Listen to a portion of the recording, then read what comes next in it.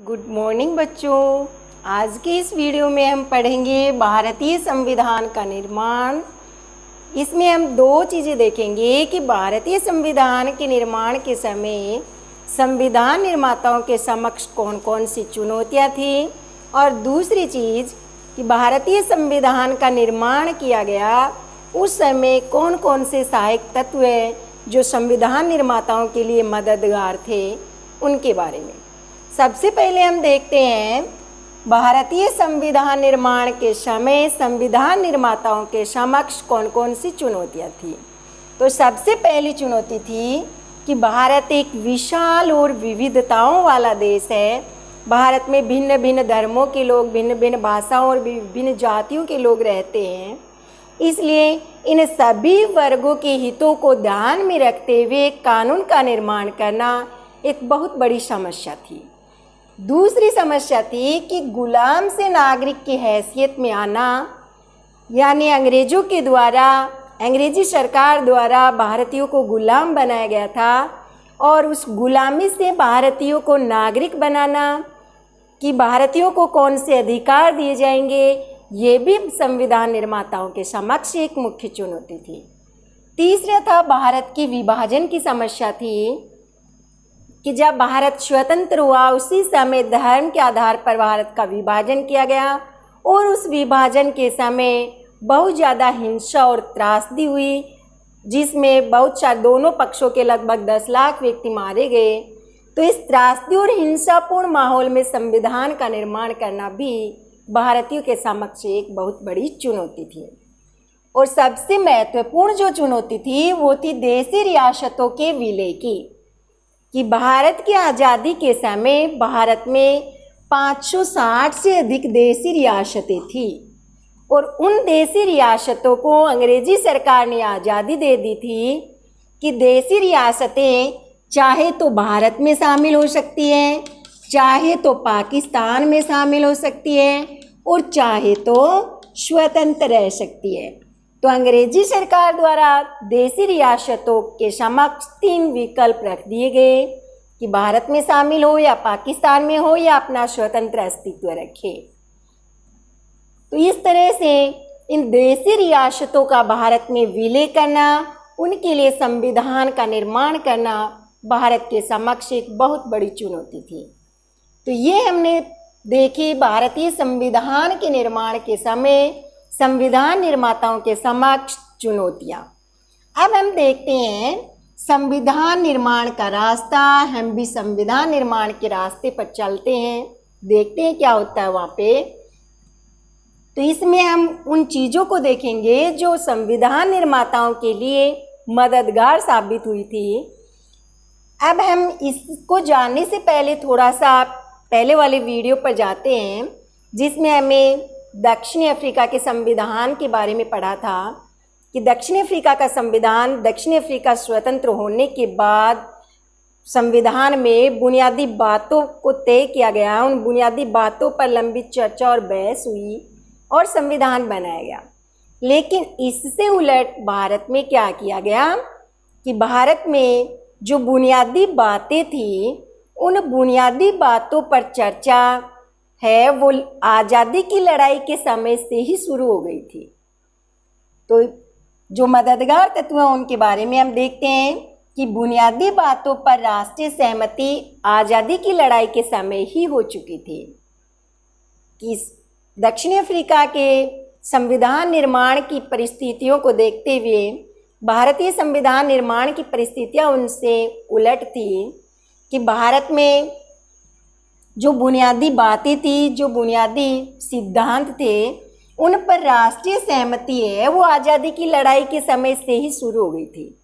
आज़ाद होने के बाद से नहीं, जैसे दक्षिण अफ्रीका में आज़ाद होने के बाद बुनियादी बातों पर चर्चाएं हुई थी, भारत में इससे उलट आज़ादी के समय जो लड़ाई चल रही थी उसी के समय इन पर सहमति हो गई थी।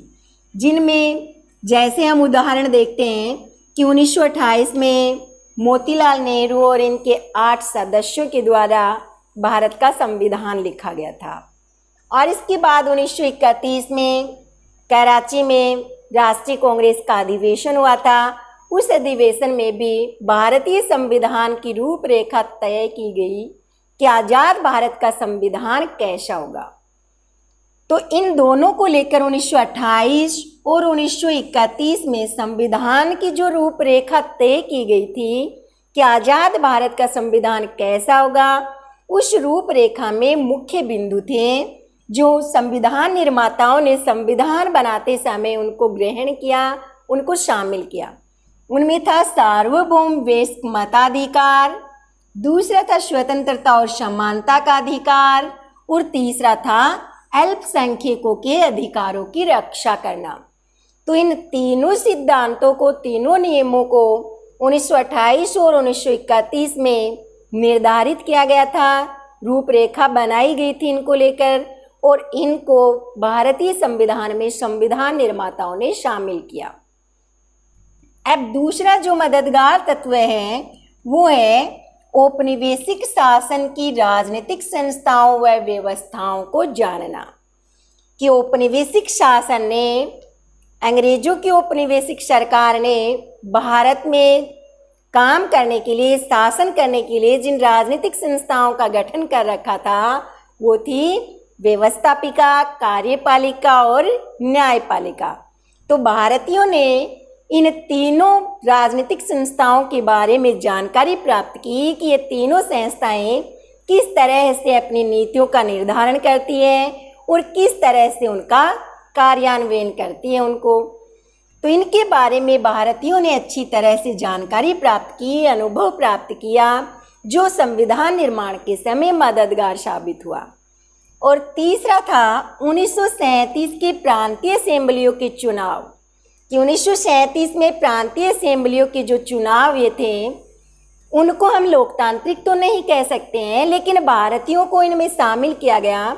भारतीय विधानसभाओं में गए और विधानसभाओं के कामकाज को देखा कि किस तरह से विधानसभा का गठन किया गया है, किस तरह से विधानसभा अपने कार्य कर रही है। तो ये अनुभव भारतीयों ने यहाँ ग्रहण किए यहाँ से, और इनको संविधान निर्माण के समय शामिल किया। तो ये भी संविधान निर्माण में मददगार साबित हुआ।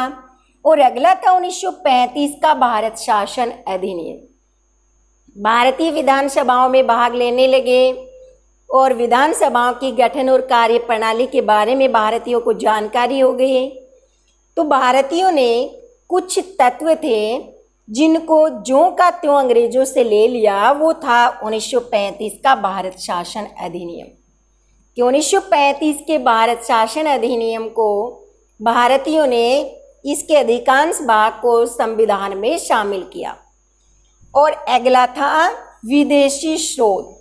कि भारतीयों ने संविधान निर्माण के समय संविधान निर्माताओं ने, कि संविधान निर्माता जो थे उनमें अधिकांश सदस्य इन विधानसभाओं में भाग भी लेते थे, इसलिए वो इनकी कार्य प्रणाली के बारे में अच्छी तरह से जानते थे। तो उन्होंने विदेशों से भी कुछ स्रोत ग्रहण किए, जैसे रूसी समाजवादी क्रांति से सामाजिक और आर्थिक समता पर आधारित व्यवस्था है वो ली गई थी। ऐसे ही फ्रांसीसी क्रांति से स्वतंत्रता, समानता और बंधुत्व लिया गया है।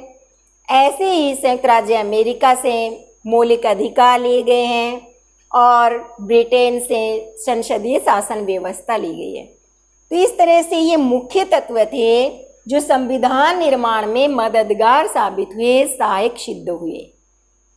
तो इस तरह से संविधान निर्माताओं के समक्ष उत्पन्न होने वाली मुख्य चुनौतियां और संविधान निर्माण का रास्ता उन्होंने किस तरह से तय किया, कौन कौन से मददगार तत्व थे जो संविधान निर्माताओं के लिए सहायक सिद्ध हुए।